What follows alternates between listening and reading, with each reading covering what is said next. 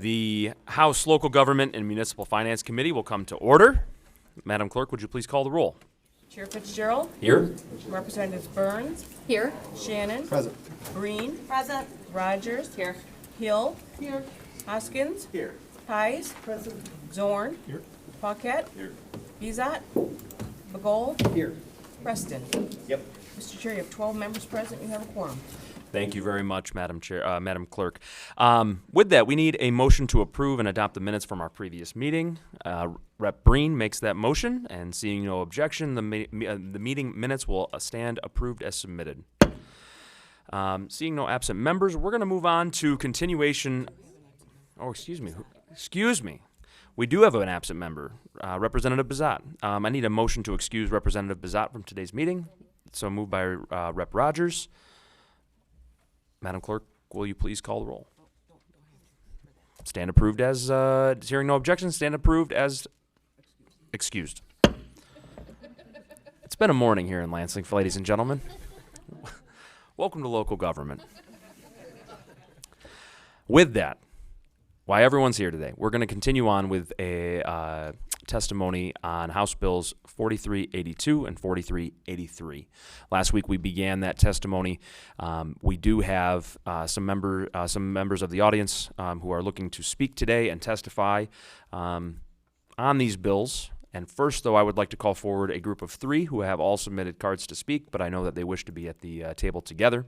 I have Dawn Crandall from the Home Builders Association of Michigan. The Grand Rapids Chamber, represented by Katie Gordon, and also Brad Ward and David Pearson from the Michigan Realtors. I'd like to invite you all forward. I will let you manage this presentation as you see fit. We'll take questions after all of you have had the opportunity to speak. Just so everyone at the table on the committee is aware, all cards have a notice of opposition to the bills. And I'll let you proceed when you are ready. Thank you so much for joining us today. Thank you, Mr. Chair, members of the committee. My name is Brad Ward. I'm the Vice President of Public Policy and Legal Affairs for the Michigan Realtors. Appreciate the opportunity to speak to the bills before you today. These are reintroductions, actually, of some bills that were introduced at the end of last session, in which our three organizations also testified in opposition. Really what these bills do is they reformulate Chapter 22 of the Drain Code for allowing the creation of a rain tax. It allows for drain commissioners to form a district and announce that they have plans without having to build any infrastructure. It is a backdoor tax without voter approval, subject to the constraints of Headley, because you have a drain and now you can charge property owners for the benefits of that plan. We have a number of concerns with the bills as introduced. We've shared those with the bill sponsors. I will kind of run through those briefly and turn it over to my colleagues to fill in some of this. Lack of guardrails is one of them under the bill. The statement of necessity we feel is too broad. In other parts, the drain code is tied to a particular project or a drainage particular to a certain property. Necessity is a much narrower question there. However, in this, the need is very open-ended and the possible remedies are almost without limit. There need be no physical infrastructure created. The existing drainage can be left in place, and it is simply now under the jurisdiction of a new entity. The new board implements water management activities, including but not limited to stormwater review, stormwater ordinance drafting, and even if it is for existing government and public education, as well as the acquisition or the exercise of jurisdiction or control over property rights or existing stormwater control facilities. As written, the amendment would allow properties to be assessed simply for existing runoff and existing roads, ditches, and outlets without actually building any new drainage infrastructure. We also identified there is a potential of having a single municipality board. There's a lack of direct representation from property owners and an inability either to know what the possible options for a plan may be at the time that necessity is determined, and the inability to call it off once the components of the plan are determined. These bills provide a tool for local government to accomplish indirectly through drain assessments what they cannot otherwise do. Again, going back to the taxpayers and the Headley constraints. Because these new districts could be so broad, we believe there are also issues with public noticing. One real issue with drain noticing, apart from the mailing, is that the notices are usually gigantic and incomprehensible legal descriptions for the properties that are included. When you stretch this out over multiple jurisdictions, like an entire watershed, they become even more complex. The appeals process is another area that we've identified. The timeline, in our belief, should be at least 30 days. The standard of review should be tied to a better standard for necessity and include the opportunity to appeal when the actual activities to be undertaken are determined. Other remedies that we think should be considered would include a referendum upon petition by a certain percentage of property owners, requirement of approval of 50% of the property owners if 20% of the property owners protest. In addition, it creates a new layer of government. This new drainage board now may take over existing infrastructure that you're already being assessed for and regulated under by existing local municipalities. And so it creates an extra layer of oversight. The bottom line is this adds more regulation and what we believe is an end around to stormwater utilities, which have been proven difficult under those voter restricted headley constraints. And we believe that the changes provided allow for both additional regulation and implementation through drain assessments, what those local governments cannot do. What is more, there's a specific provision that then allows the district to turn activities over to a local government. That suggests that local governments can petition to create districts and allow measures and assessments that they cannot otherwise do themselves and then just take them over. I'm going to hand it down the line to kind of point out some other issues, but I will turn it over to David Pearson with any things that I may have missed. I believe Brad covered the waterfront pretty well. And I guess what I would point to are a few places where it's reasonable to look to fixes. If it's the desire to go forward under the drain code, it's good to bear in mind that the drain code has, and drain commissioners freely admit this, essentially draconian measures. They're intended to be that way. As they like to point out, there are more people who are uphill than downhill. And so if you simply took a vote on who gets to pay for drain improvements, the people who are uphill are going to win. So it's stacked in favor of making those projects happen. As we all know, states west of us were settled before Michigan because we had been pronounced a swamp by the Surveyor General. The drain code early on was a big part of making us something different. We may regret some of the things that were done to those wetlands, but here we are. For these sorts of measures, when you take away the actual improvement, the necessity of having a thing which addresses a specific problem, then that's where it becomes far more problematic. And so when we look at the first scope section of what can be done, when we see stormwater management and stormwater reviews, which are very open-ended and ambiguous, and the existing Chapter 22, in fact, speaks of a project, that's where we become concerned.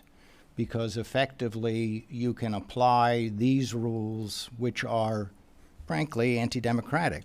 They're intended to be. That's how you get these things done within a narrow scope. When you open it up beyond that and use terms like stormwater reviews and stormwater management that seem to imply more governance than actual improvement, that's what raises the concerns.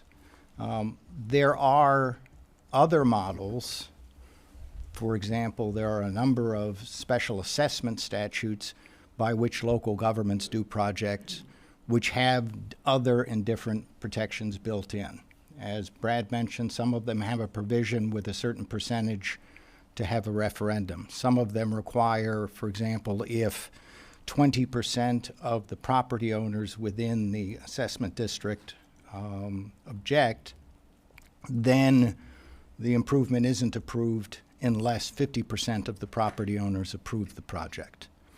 Those are the sorts of controls that are out there where you have something which is not a typical just taking a vote, but do provide protections for property owners. That and actually requiring a better idea of what's going to happen would make a big difference.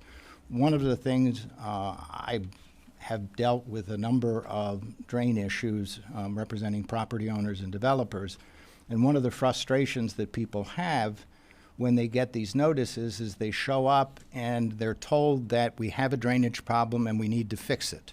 And the drain board approves an order of necessity because there's a drain problem that needs to be fixed.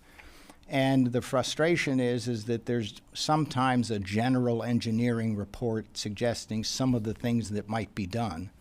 But often, as happens with engineers, when they actually get down to the details, it becomes a very different and, as we're all familiar, usually more expensive project.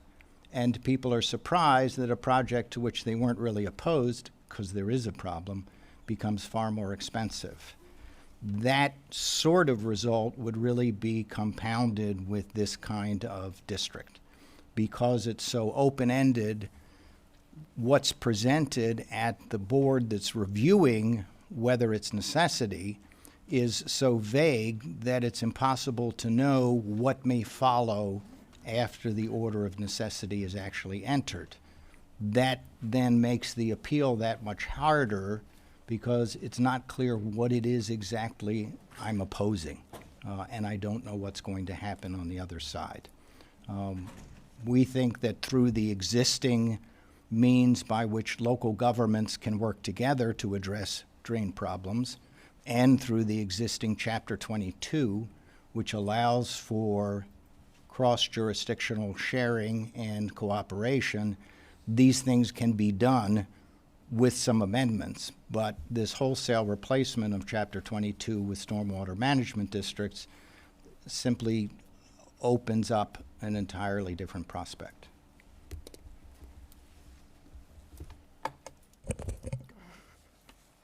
Good afternoon, everyone. My name is Katie Gordon. I'm here today representing the Grand Rapids Chamber and our over 2,500 members.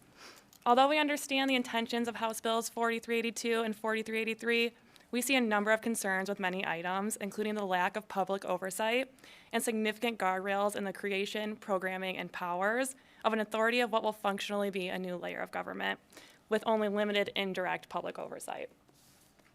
With a minimum of 50 property owners being able to petition to create a management district the size of an acre to possibly an entire region creates the potential for small interest groups to create districts impacting tens of thousands or more, and the public will never have the opportunity to vote on the boundaries, program, or assessments of a district. These petitions can lead to activities resulting in a special assessment for property owners, extending beyond infrastructure and maintenance by including non-physical benefits such as stormwater studies, reviews, ordinance drafting, and public education. This could lead to a district's entire program assessment being used to pay the board, contracts, staff, admin costs, and more without any type of actual investment in a tangible physical project or outcome. Along with the district operating without direct public oversight, another area of concern is the additional authority and power given to these boards. Under House Bill 4383, under Section 561D, a water management board can condemn property and subject it to eminent domain with a majority vote that can even override the drain commissioner.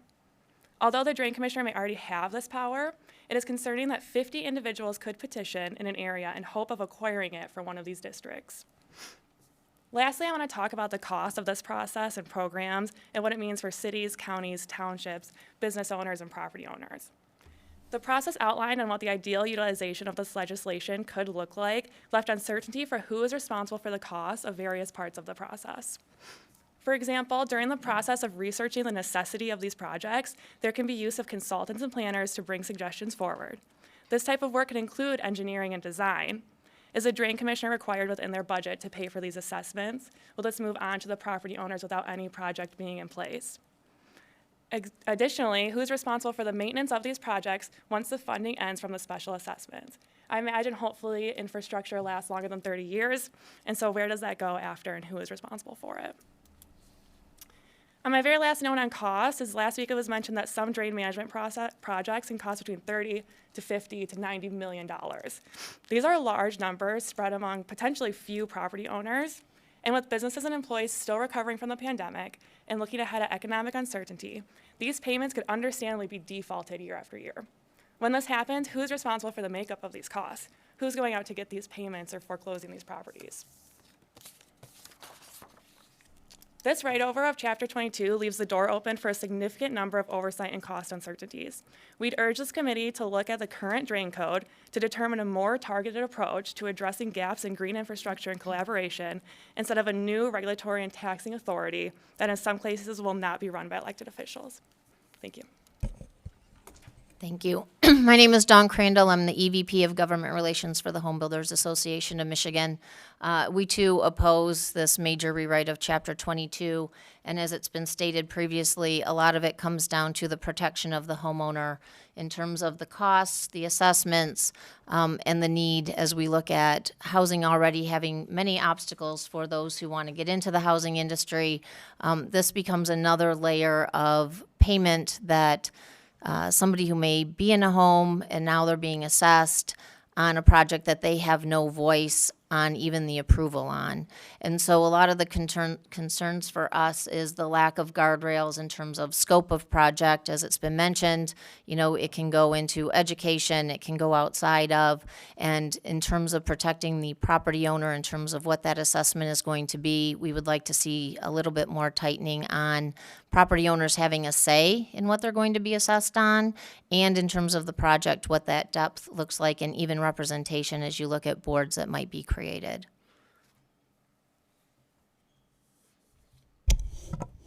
We are happy to take any questions. Thank you so much. Yes. I appreciate you all being here today.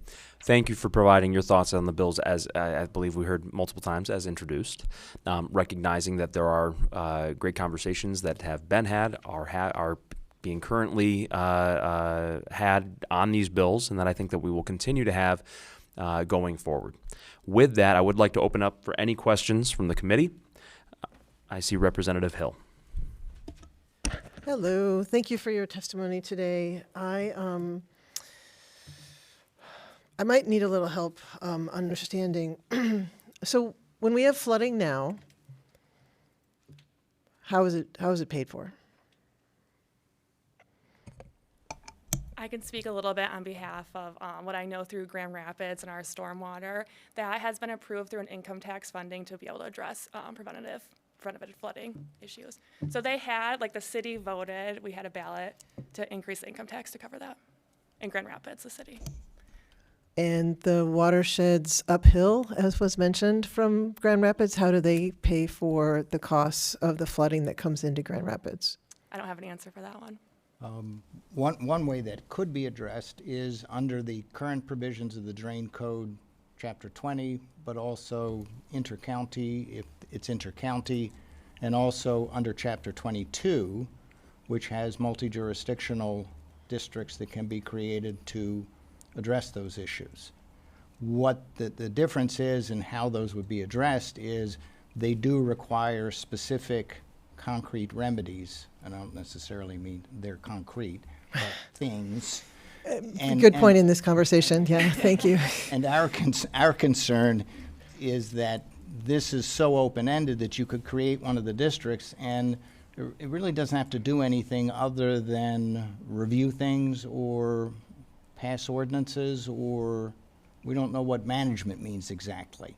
So stormwater management, if it's tied to specific solutions, is one thing. Our concern is that stormwater management can simply mean using existing infrastructure, which very often is nothing more than roads and roadside ditches, to deal with problems that are much bigger. We understand that regulation is part of it, but what we're looking for is a tie to specific solutions rather than leaving it so open-ended. May I ask a follow-up? Yes. Thank you. A two-part. One is I heard pretty clearly in last week's testimony that roadside drains are the responsibility of the roads commissions or MDOT, and not the local, the person who might, not the local community. So there seems to be a distinction there that I also would seek to understand. And it's clear that flooding is increasing. There are increasing costs. So the system as it, what I think I hear you saying is you're arguing for the current system, and the current system clearly isn't working. So we need solutions that are going to be proactive. And I don't see how the remedies that have been proposed, and it's great to hear that there's conversations coming, but I think we understand that we need to be proactive in planning for water, not responsive to planning for water. And so I understand that it seems vague, but on the other hand, what other mechanism? I'm not hearing from either party a mechanism to be proactive in planning for where, as we all know, water flows downhill. So we do. I'm struggling here to understand certain communities have taxed themselves, but it's not actually containing all the water. And then B, the roads are taken care of by the road commissions, but that leaves another whole set of water. That's what we call stormwater.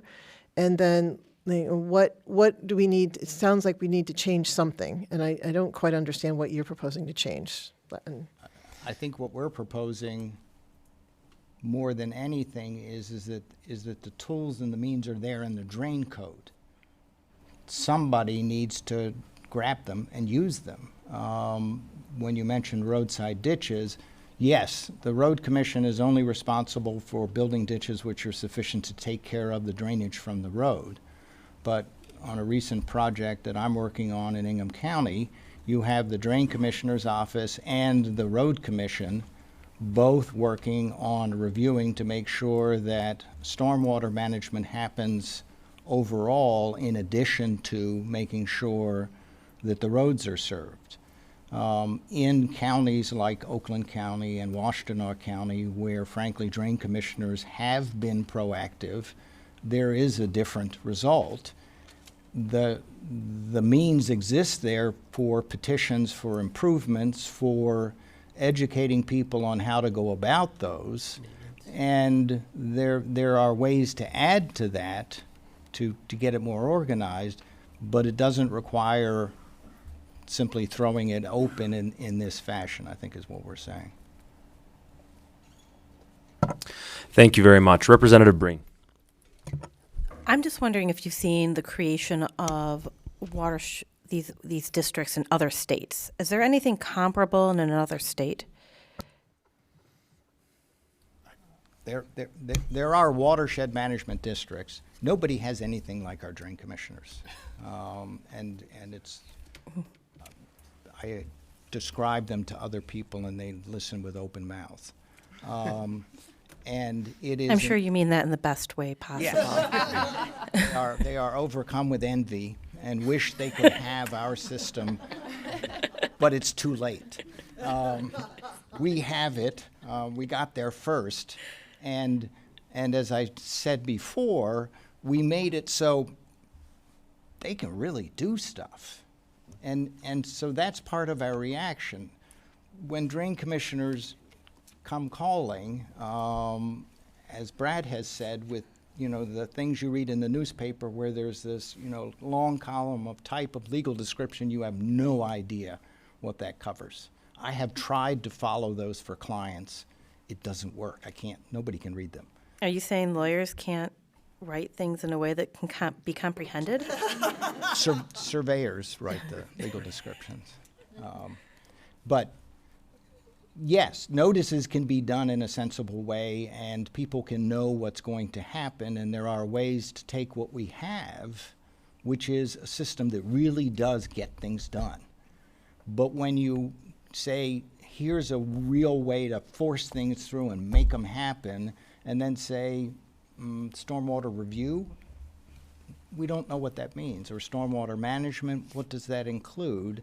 There is some need to be open-ended, but if it can be tied to more concrete things to fix, then people would be reassured that they're being assessed for something which is going to make their lives and their property actually better.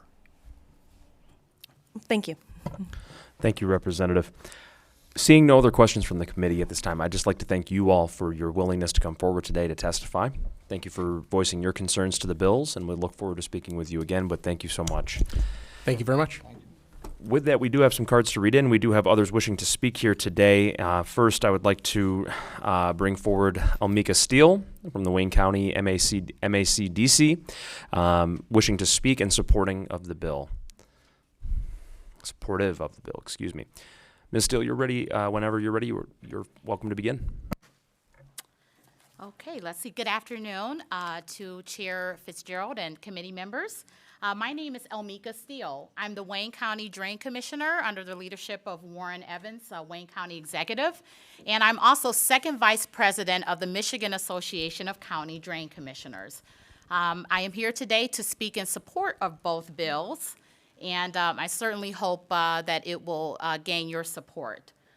If I could, I know that you've had ongoing testimony and a presentation last week to give you an in-depth overview of what is being proposed. So I'm not going to go into that level of detail, but there are three things that I do want to, really hone in on, and then also to address some of the concerns that were expressed in the recent opposition testimony.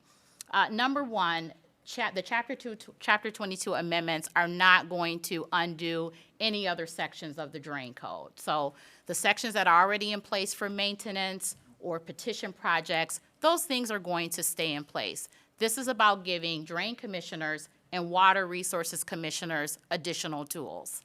At this critical point in time, whether you want to use the term climate change or whatever it may be, I don't think it matters crossing party lines, jurisdictional boundaries. People are dealing with more extreme wet weather events, period. And it doesn't matter. They're all impacted. Doesn't matter how they vote, where they live. In Wayne County, obviously, we have a vast array of various communities across the socioeconomic backgrounds. Almost 2 years ago, June 2021, Wayne County experienced significant rainfall. There were some areas of the county that received on the average of 7 or 8 inches of rain in about a 24-hour period. It was catastrophic for some people. There were some questions asked before, well, how does that get paid for? You know what many of the residents will tell you? Out of their pockets. They submitted claims to FEMA with little relief. Their insurance companies often did not have the coverage for what they were calling backups. Or if they say, well, if the water comes up this way, it's covered, but if it comes in another way, it's not covered. So there has been sheer frustration from citizens wanting to know what are the people that they have entrusted to make decisions and to assist with these things going to do for them. So MACDC is aware, obviously, of the concerns of people and is putting forth an additional tool. What may work in Southeast Michigan may not work in the UP, and that's fine. It's not obligatory that any water management board be created, but certainly this will give an additional tool. I want to talk a little bit more about what this does that the current drain code doesn't do. There was a reference to the General Surveyor Tiffin. So many of you, this is a little history lesson. The War of 1812, the U.S. government decided that it would pay the soldiers with land for fighting in the war. And so General Tiffin, there was a survey of Michigan, Lansing area, Detroit area, et cetera. Michigan was mainly underwater. And, pretty much the report is, A, it's not worth it. There's no good that can come out of it. But it was determined that if there's proper drainage that can, make land valuable, that can, eradicate disease, there is some benefit there. And that is sort of how things evolved, with our drain code. I'm proud that Michigan stands as one of the states that does have drain commissioners and water resources commissioners. Michigan is very unique. We're unique for our Great Lakes. I don't think that's something that we should shy away from. It actually shows that we are caring about water in Michigan, and we care to make sure that land is valuable. I can't think of any reason why anyone, business owners or just landowners, regular citizens, would not want proper drainage to increase their land value or to maintain their land value. I speak with residents who say that the flooding impacts that they are experiencing makes their homes pretty much unsellable They'll say, who can I call to sell my house? What realtor wants to list a house and have to put on a seller's disclosure form that the house has flooded several times? So I really think that that is another benefit and tool when we think about property values and land values. Additionally, let's talk about some of the restraints under the current drain code. I mean, it's from 1956. It's been amended several times, but as a drain commissioner, I can tell you when it comes to maintenance, if you take a drain, I'm going to use an example of our North Branch Ecorse Creek drain in Wayne County. There are 50,000 parcels in that drainage district. Okay, it's covering about 17 plus miles. The drain code, because of the way that it was established under the drain code, there's a statutory maintenance limit of $5,000 per mile of drain annually. How much can you do for maintenance on a drain with that kind of budget?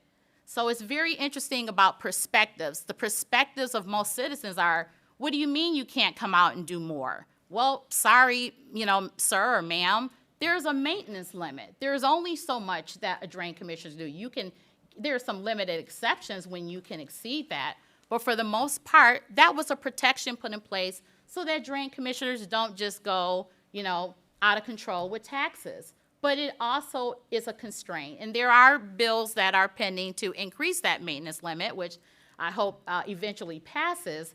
But the point is that it's not as easy as one may think to work within the existing drain code framework. Now let's switch over to a petition project. If you decide you want to do a major project outside of just regular maintenance, the idea under the drain code is that you sort of do one big project and you're done. So I'm going to go back to that North Branch Ecorse Creek drain. This drain has had several U.S. Army Corps of Engineering studies and additional engineering studies that have been done. The price tag that was put on a large Greenway whole-scale project in 2000s was $280 million. Fast forward to 2023, that's probably approaching $600 million. The drain code currently would contemplate that you do one petition project, one big $300 million or $600 million project.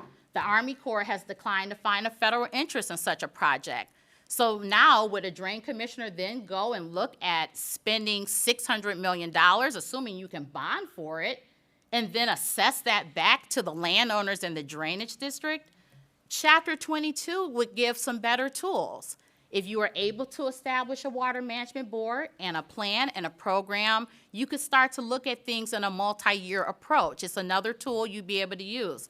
If you're able to do a petition project under the drain code, that's fine. But we have to start thinking about how we tackle projects differently. I would love to get $600 million from the state of Michigan for a drain project or the federal government. But the reality for our citizens is that they are living with the impacts of water every day. They cannot necessarily wait for a federal appropriation 10 years from now. They're looking at what can be done right now today.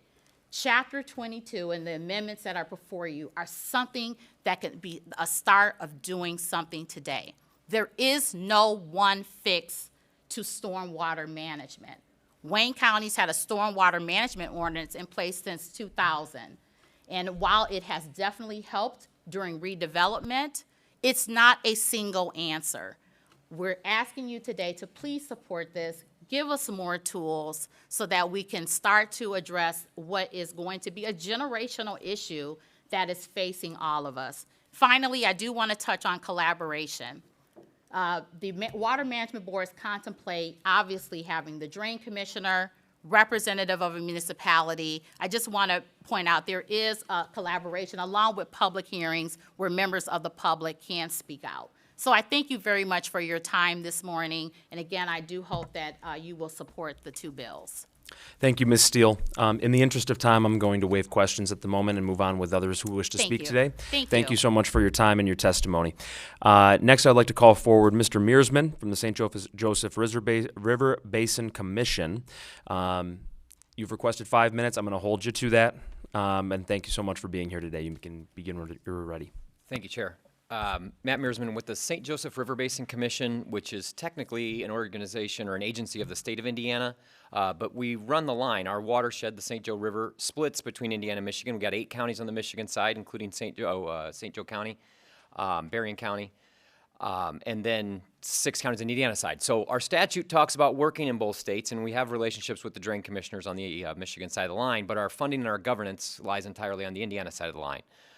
We were created to address flooding issues and water quality issues, and the idea is that we can't solve a lot of these flooding and water quality issues by working in the water body itself. We have to get out on the land that's draining to the water. And so, you know, we really, I want to speak to the need, and something we've been looking at in Indiana, for a mechanism to study, plan, finance, and implement stormwater management as well as floodwater storage projects. And basically, the 2 things that I want to hit on is the need for local leadership in these things. So the drain commissioners serve that function in terms of local understanding of the water resource issues, and then the need for the landowners who are being assessed for this work to have an ability to influence what happens. And now it was said that the property owners don't have a say, and actually one of the things that I think is unique about drain code, and this exists in Indiana as well as in Michigan, is that the drain authority has the right or the responsibility to consider the benefit that each landowner receives when they determine how that bill will be split up. And I think that that's something important when we think about this. It was mentioned that the uphill landowners always win out over the downhill landowners. And the problem is a lot of the conventional drain management techniques, maintenance techniques, they only can occur within the drain easement, and they only facilitate more water moving downstream. What we're talking about here with this work is building places to store the water on the landscape, which for the first time could actually benefit the landowners downstream.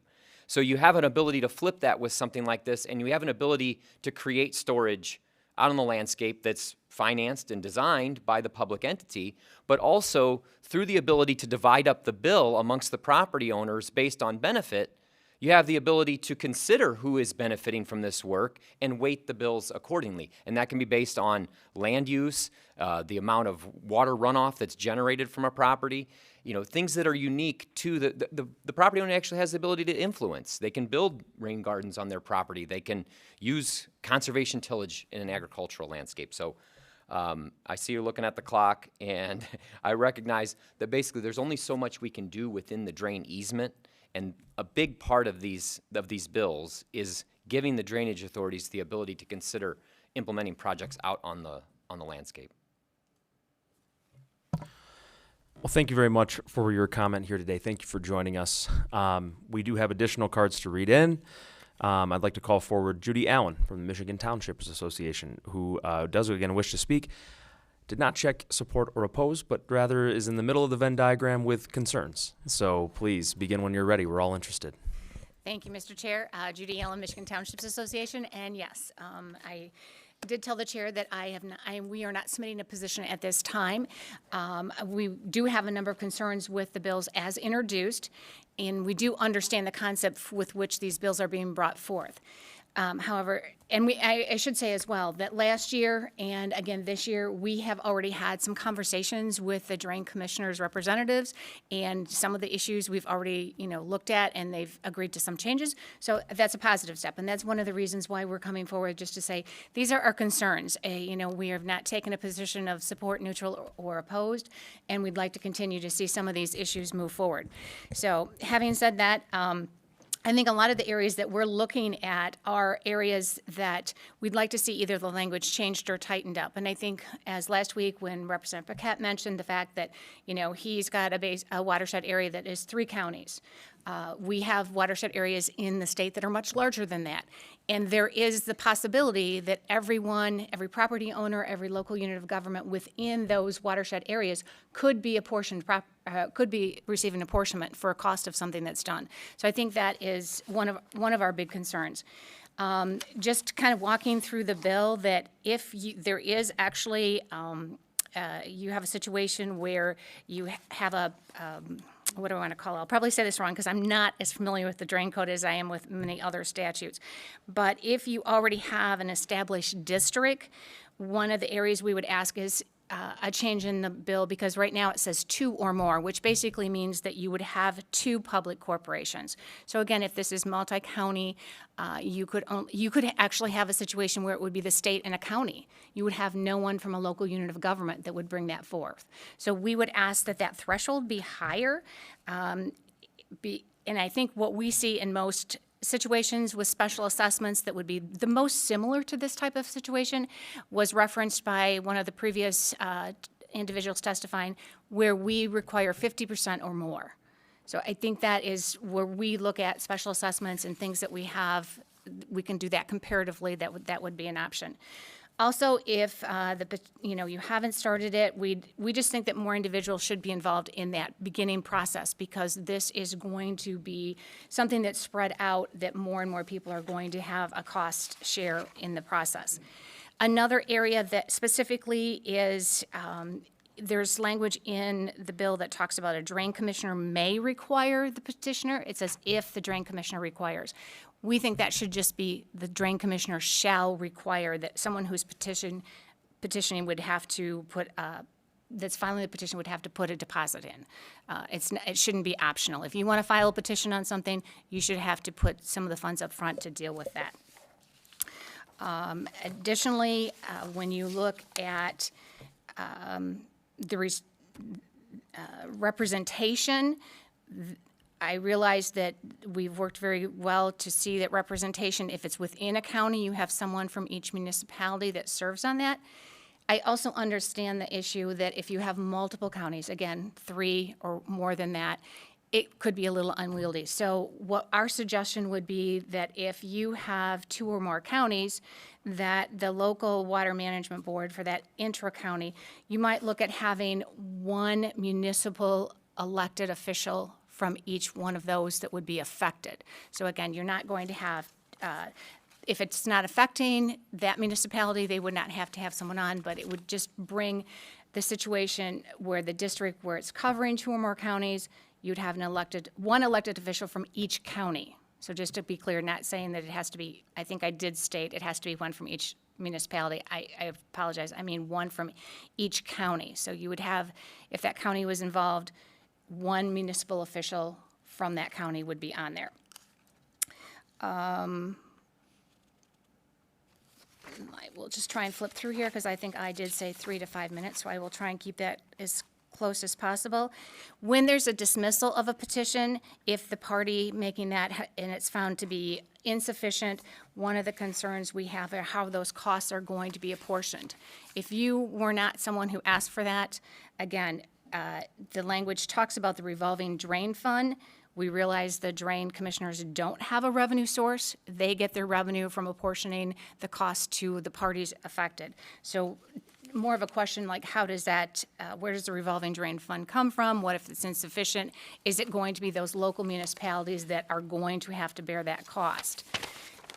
This was spoken to earlier, and this is a conversation that we've had with the drain commissioners, and they've agreed. We've indicated that the appeal process time, the notice process time is not sufficient at 10 days. Most times, what our municipal attorneys will tell us, and our members will say, by the time they get the notice, they go to reach out to their municipal attorney, and that 10 days is up. So what we originally had asked for 30, they have countered with that to say 21, so we're actually looking at more conversation in that area. If it is determined that it's not necessary, a petition's filed, there's no necessity, who's going to have to pay that cost? Again, it goes back to that cost. And if you weren't a party to it asking for this, but you're in that area, you could be apportioned the cost, and we would like to see that tightened up a little bit better. The second bill is 4383, as you know. There's some language change in here. Previously, the statute says public corporation. So this is existing law. Public corporation may advance funds. This changes it to indicate any person.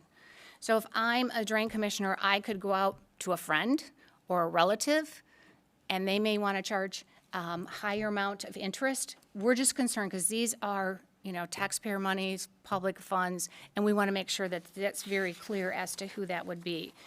And I would say probably the last big issue that we have is when you look about, there's a requirement under the language in terms of contingency fund. Again, going back, making that comparison to the special assessments, we're limited, we have like 5%. This says 15% would be put in the contingency fund. We think that is too high. So I'm happy to answer questions. There's a lot in here. This is a very, very complicated statute, and my head usually spins every time I read these bills. But I'm happy to provide any information I can or provide follow-up clarification. Thank you, Ms. Allen. To the committee, I would offer any burning, absolutely necessary questions in the moment to come forward at this point. Otherwise, we have the opportunity to continue the conversation here in the coming weeks. Going once, going twice. Thank you so much. A few more cards to read in here before we wrap up our conversations on 4382 and 4383 today. I have card of support, not wishing to speak, from Kent County Drain Commissioner Ken Yonker. I have not wishing to speak, supports Oakland County Water Resource Commissioner Jim Nash. Not wishing to speak, supports the bill, David Nayate, President and COO of the ODC Network. Not wishing to speak, support the bill, Candace Miller, Macomb County Public Works Commissioner. Not wishing to speak, supports the bill, Mike Spence, Southeast Michigan Council of Governments. Not wishing to speak, opposing the bill, Tim Langholtz from NFIB. Not wishing to speak, opposing the bill, Amy Drum from the Michigan Realtors Association, Retailers Association, Michigan Retailers Association. Not wishing to speak, neutral on the bill, Travis Beckschool from the Eagle. Thank you so much for your conversation, your testimony, your attention on these bills today. We will continue to work on these. Clearly, there are a lot of thoughts about how these bills can be improved, continue to be reshaped, continue to be effective for the people of Michigan, and I'll look forward to having those conversations with many of you again in the days and weeks to come. With that, we're going to move forward in the agenda. We're going to be bringing up House Bill 4360. And to speak today on this bill, I have Representative Braybeck, bill sponsor, and coming to the table with her as well, I have Jason Spurley from the Saline Area Fire Department and Harrisana Richards from the Michigan Municipal League. I would like to invite you all to come forward, and you may begin when you're ready.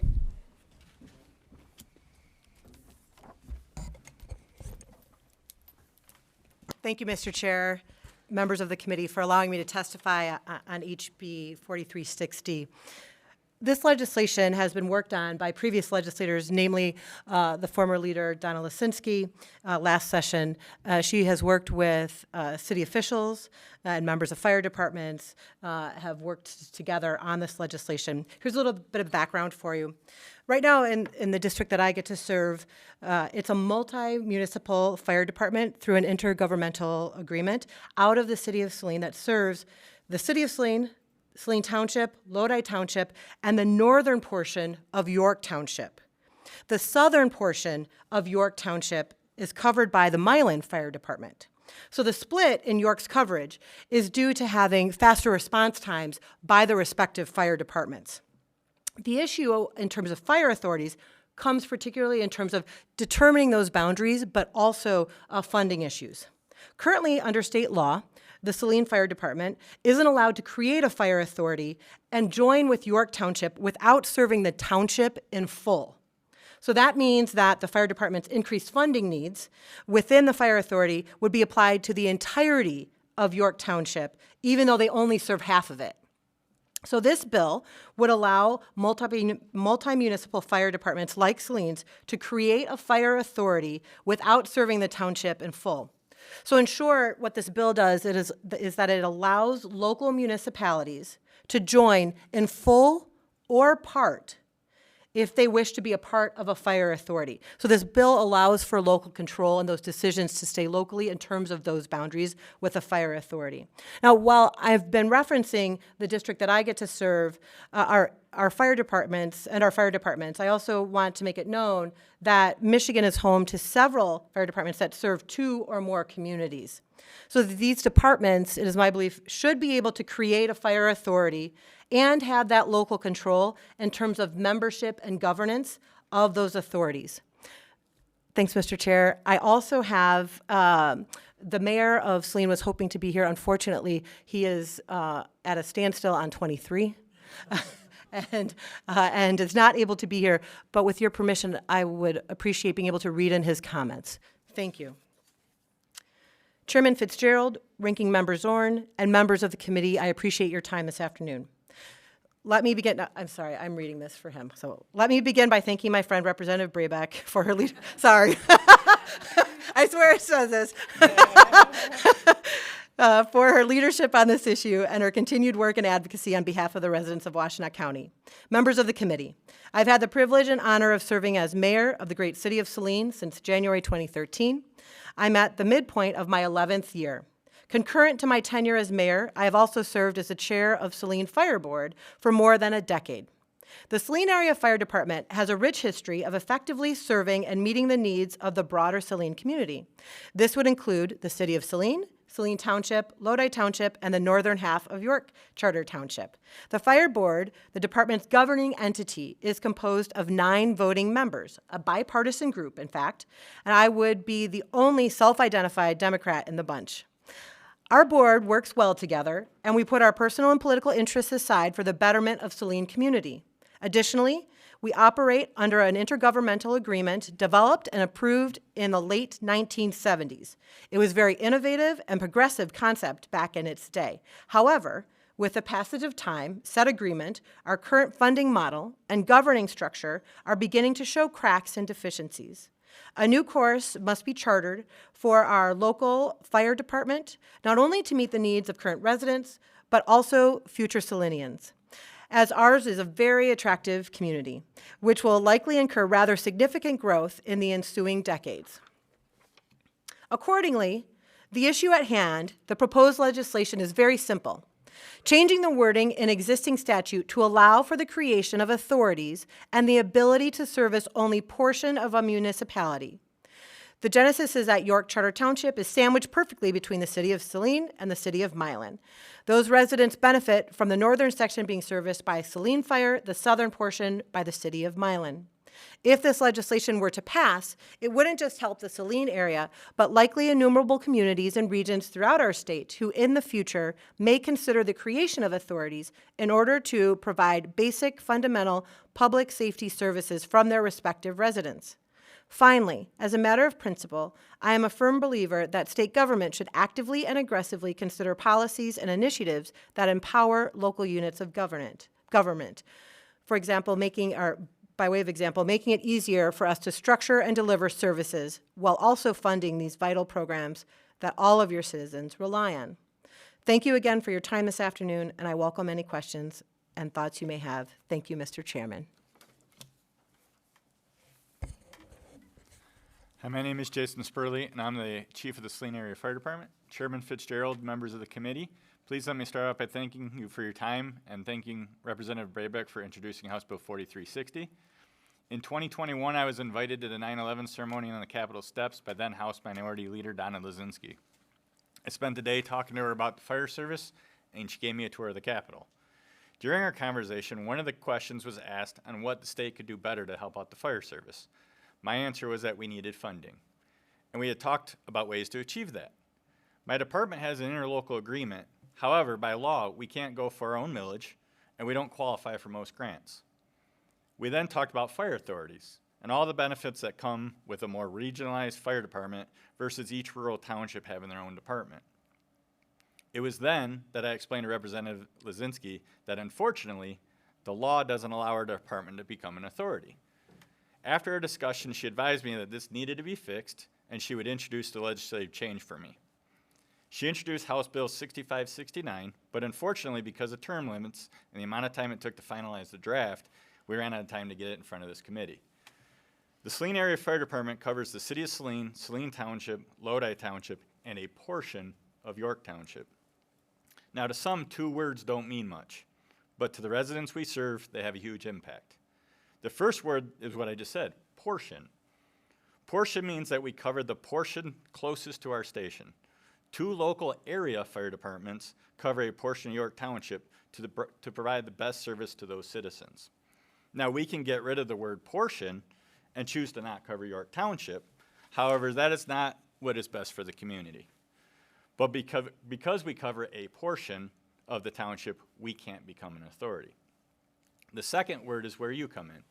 The word is total. Because we only serve a portion of York Township, we are not able to form an authority because the law states that the jurisdiction must be comprised of the total territory within the jurisdiction. The word total limits our opportunities for the 2 departments to provide the best coverage for York Township. I am here today asking you to approve this bill so that we can be like many other departments in the state that can form our own authority without having to reduce coverage to those we serve. Now, why is this so important? Currently, because of one word, we can't become an authority, which means we can't levy taxes or have voters decide and vote on a millage or special assessments. Our citizens don't get the same opportunities provided to them because we did the right thing by combining services for a region of 85 square miles. In Michigan, you have categories. If you look up the Saline Area Fire Department, specifically in the Treasury Department, you will see us listed as an authority. That's not true. We are not. These categories are typically county, city, township, or authority. There's no other. We are an other, as you can see the problem. Although we are an other, others don't get to apply for millages, others struggle for grant funding, others get left out of most things because others are assumed to fall under the authority category. So for all intents and purposes, we classify as an authority. Most things in the state list us as an authority, but when it comes time to receive the benefits of the authority, we don't get that. So this one word, total, is holding us back. Please support adopting this bill so that area fire departments like ours can get the proper funding and support they need. Thank you for your time. Good afternoon, members of the committee. I am Harrisana Richards from the Michigan Municipal League. Thank you for the attention to this bill. Thank you to Representative Braybeck for bringing this forward again.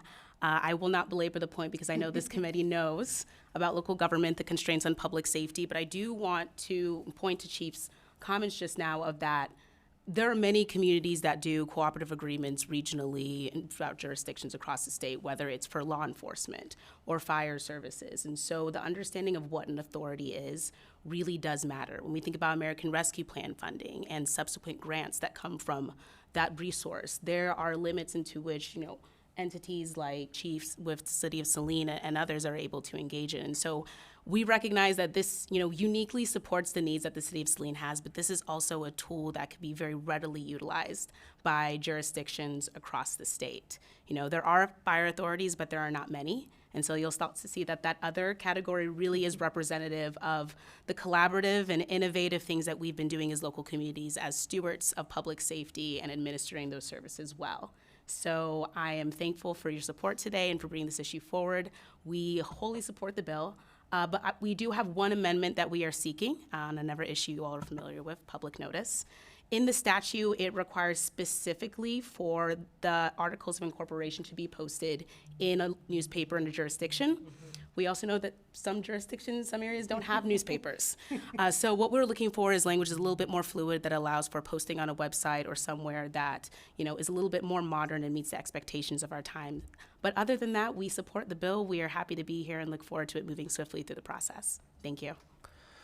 Thank you all so much for your comments today on 4360. I have a question regarding the potential for issues with existing public safety millages.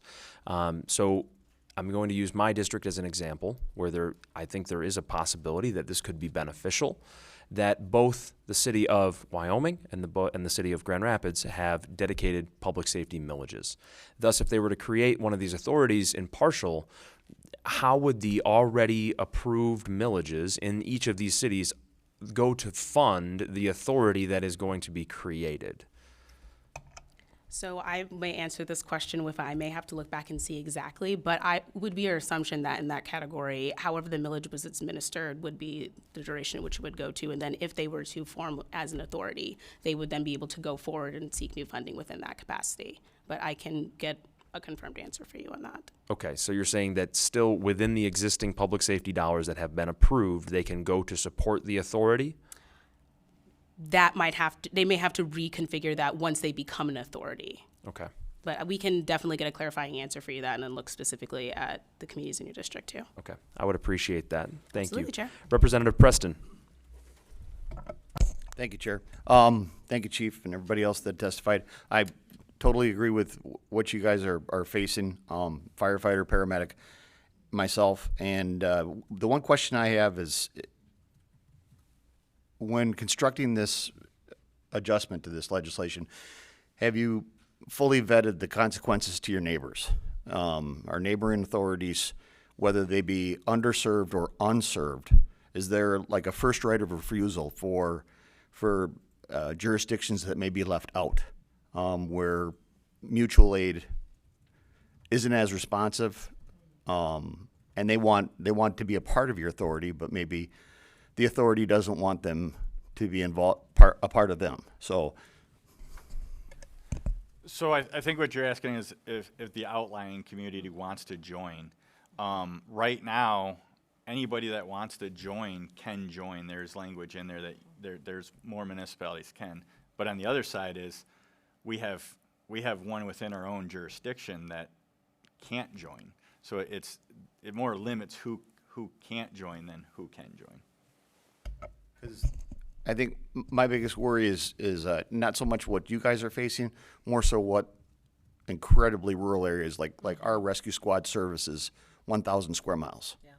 And we're talking massive territory. So I just want to make sure that we're not inadvertently disenfranchising, areas inadvertently with missed language. So I would just want to make sure that, there'd be something in there for someone that wanted to be a part of an authority outside of what you guys would have the ability to opt in rather than be excluded.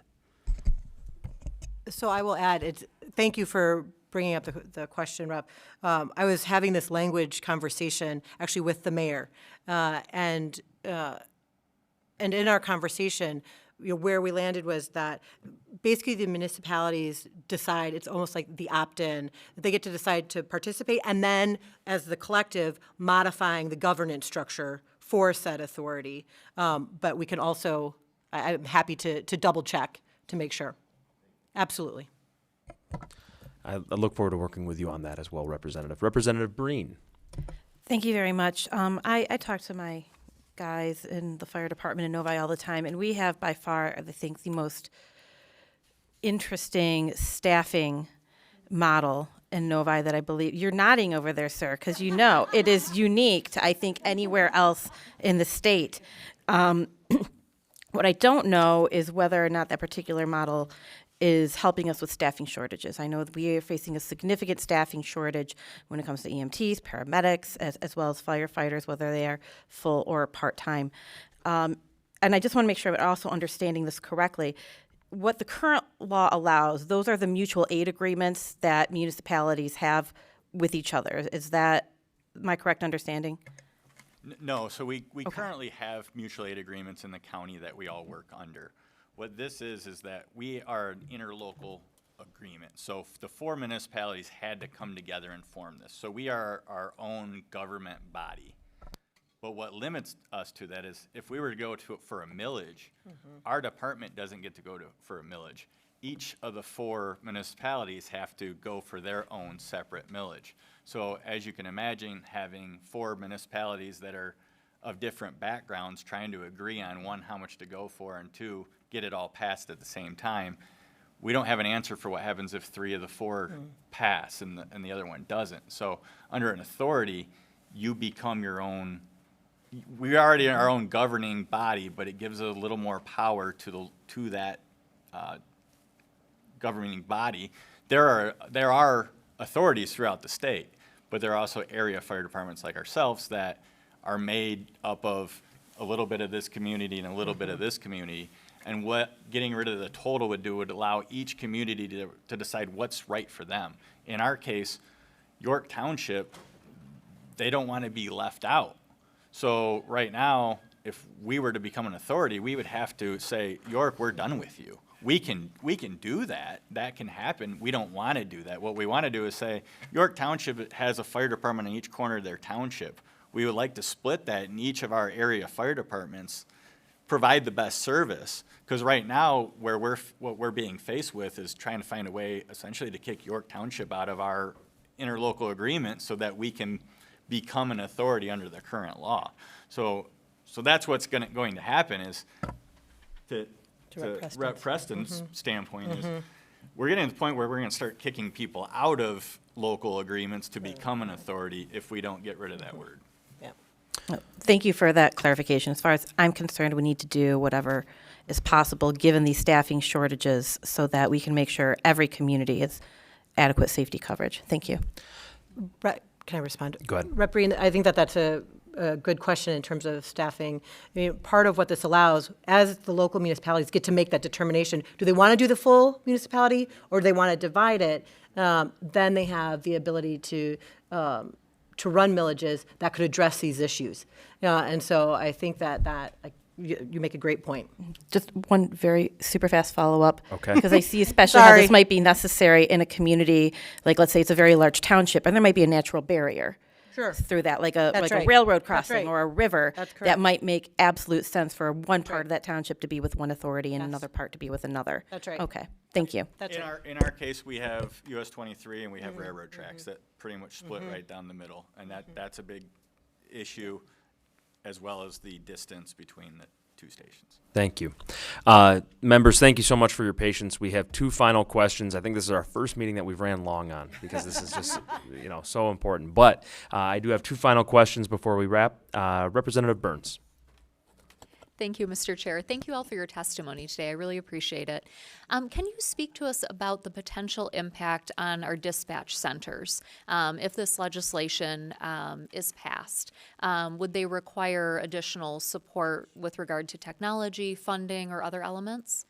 So right now, in our county, it shouldn't impact dispatch at all. They're currently dispatching the two departments. I don't see anywhere in the county that it would affect. It's more so if the departments are out there. It's just the funding side of it or how we're viewed in the state. Like I said, most of what you guys will look at will show us as an authority already. So all it's doing is allowing us to go for these millages, we didn't qualify for ARPA funds. We didn't get any of that because we're an other. So that's what we're looking at. Okay. Thank you so much. I appreciate it. Thank you. And final for the day, Representative Bagol. Thank you, Mr. Chair. Is there anything that requires the municipalities to be adjacent to each other or abut each other? Or could there be a case where municipalities or authorities start forming in other communities? That I know of, no. And in our example, we're kind of like an L-shaped because we have a township that covers their own township. So we do kind of do an L, and that's where York Township comes in, is that the majority of their population butts up to the city of Saline. So they could choose to go with Pittsfield Township, which is next to us. But again, then they're going to be coming much further than we are. So Yeah, it wouldn't make sense. Is this something you anticipate is going to be used a lot? I mean, have you spoken to other municipalities? I think with the area fire departments out there, it will, because it makes them one fire department government identity instead of what most places that are an area fire department that's not an authority have somehow went around the system a little bit.